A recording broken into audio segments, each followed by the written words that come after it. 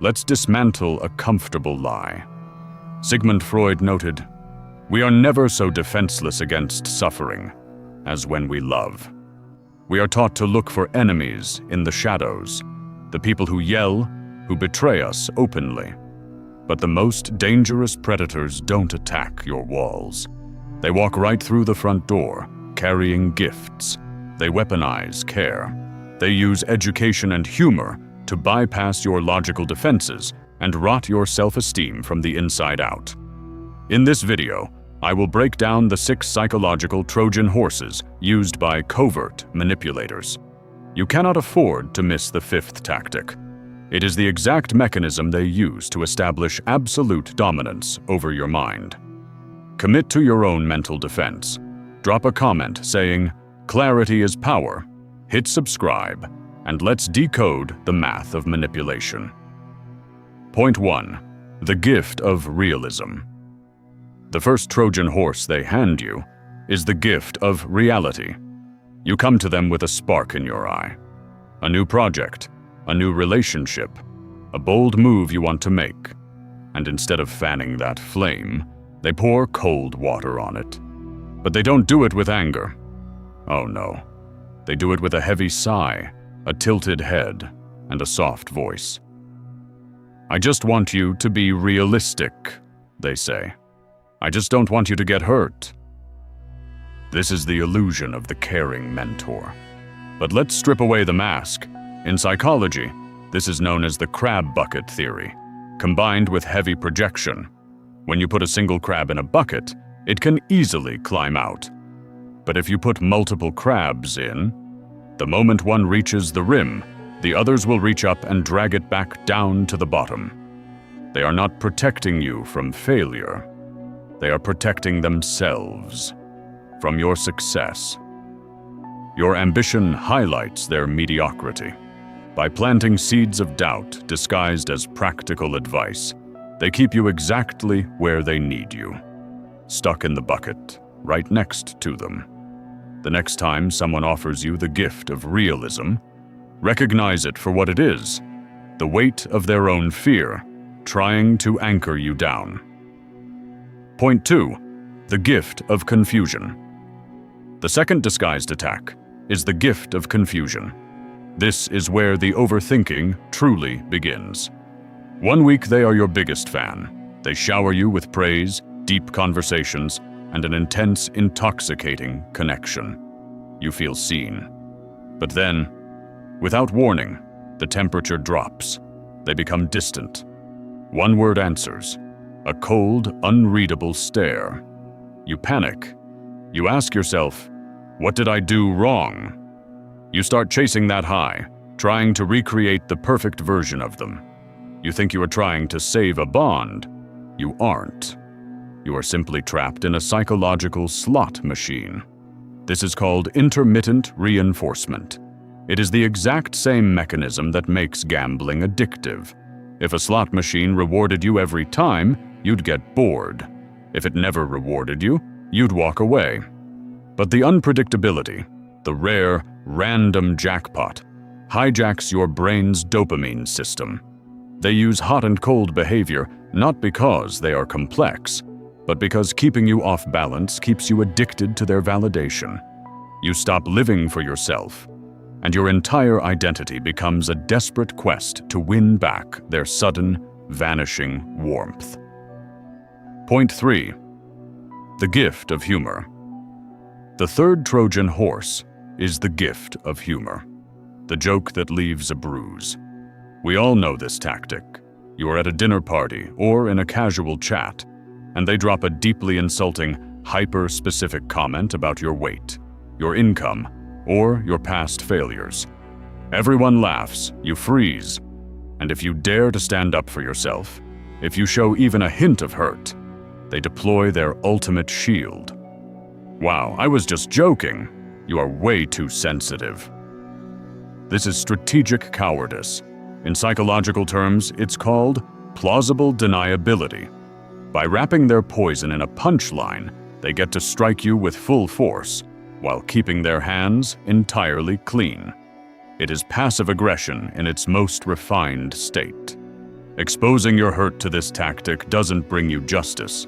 It just gives them the ammunition to play the victim. They get to be the fun, misunderstood joker, and you get labeled as the bitter, humorless killjoy. Never argue with the joke. Just see the hidden blade and walk away.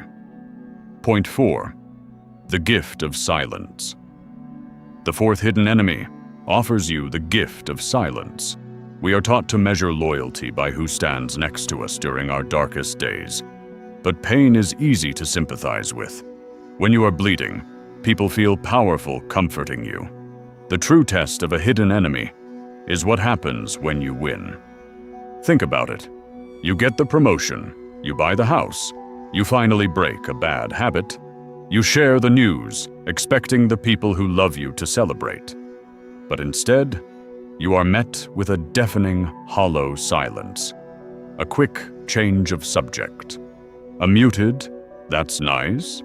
This is Glückschmerz, the German concept for the pain caused by another's good fortune.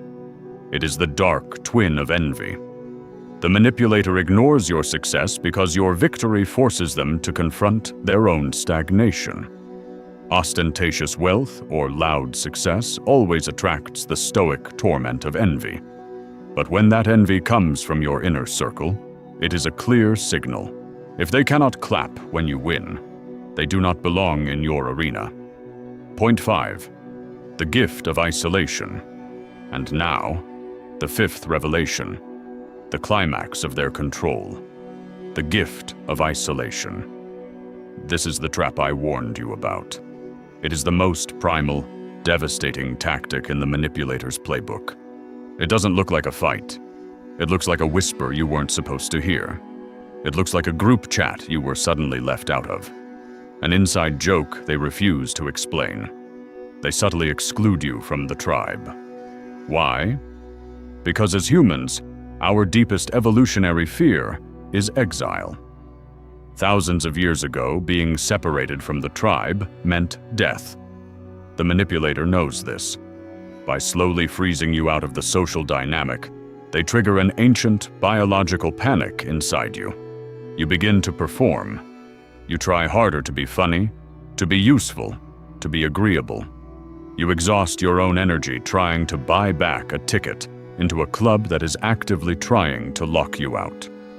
This is the illusion of virtue on their part, playing the gatekeeper. The moment you stop begging for entry, the moment you realize their tribe is actually a cage, their power evaporates entirely. Point 6. The gift of guilt.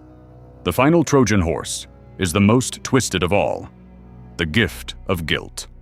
This is the manipulator's endgame. They know that if they attack you directly, they look like the villain. So they don't. Instead, they poke you. Quietly. Relentlessly. They cross your boundaries with a calm voice. They drop subtle insults. They gaslight your memories. They do this for days, weeks, or months, until your nervous system simply cannot take it anymore. And finally, you explode. You yell. You say something harsh. You lose your absolute mind. And right then, they smile. They pull out their phone, or they look at you with wide, terrified eyes. "Look at how crazy you are acting," they say. "Look at how toxic you are." This is reactive abuse. They manufactured your explosion just so they could point at your reaction and label you as the abuser. It is a brilliant, sickening inversion of reality. They provoke the fire and then blame you for the smoke. It scrambles your brain, forcing you to apologize for the very abuse you were trying to escape. Conclusion. The funnel of retention. If you have made it this far, you are someone who seeks deep, uncomfortable truths. You are no longer asleep. Take a deep breath. Let the heavy weight of that guilt fall off your shoulders right now. You are not crazy. You are not too sensitive. You were simply playing a game of chess with someone who was hiding pieces up their sleeve. If you are constantly confused by someone's behavior, that confusion is your answer. Healthy love, true friendship, and genuine respect do not feel like a riddle you have to solve. So, what is the new state of being? It is the absolute end of second chances. It is the implementation of a strict information diet. You stop giving them your dreams, your fears, and your reactions. You stop trying to over-explain your soul to people who are committed to misunderstanding you. The ultimate power, move against a hidden enemy, isn't revenge. It is the removal of your energy. You give them the ultimate, final gift. You give them your absolute absence.